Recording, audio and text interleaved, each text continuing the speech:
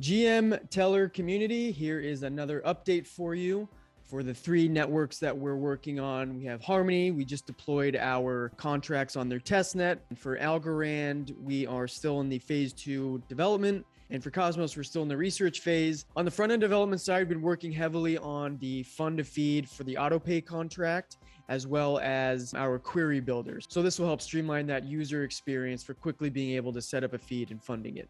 In business development, we've been continuing our sessions with Raid Guild regarding brand strategy and our learnings from ETH Denver. This is extremely helpful as we navigate our presence in the crypto world and our name becomes more recognizable so that we have a streamlined plan of attack. This week, we also posted our revamped Security 201 article. This was something that was already out in the wild, but just needed some updating to reference the new structure of Tellor. Just a warning, it's extremely technical, so don't get disheartened if you don't understand the math equations that go into it. Essentially, it goes through all the scenarios in which one might break Tellor and the costs involved in that. And this is something we think is really important as it showcases our forethought in the design of the Tellor Oracle.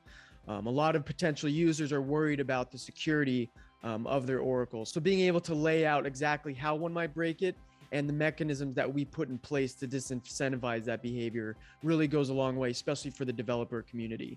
So if you don't understand it, don't worry about it. It's definitely a good read regardless, but a good share nonetheless, especially for those with the technical prowess to understand what goes on under the hood in terms of Tellor Security. And then lastly, Nick is out in Austin, Texas at ETH Austin, wrangling cattle and talking about subjectivity in oracles. Again, this is great exposure for us as the crowd leans more technical, and nothing better than giving our CTO a mic to talk about oracles. So that does it for this week, and we'll see you next week. Thanks for watching.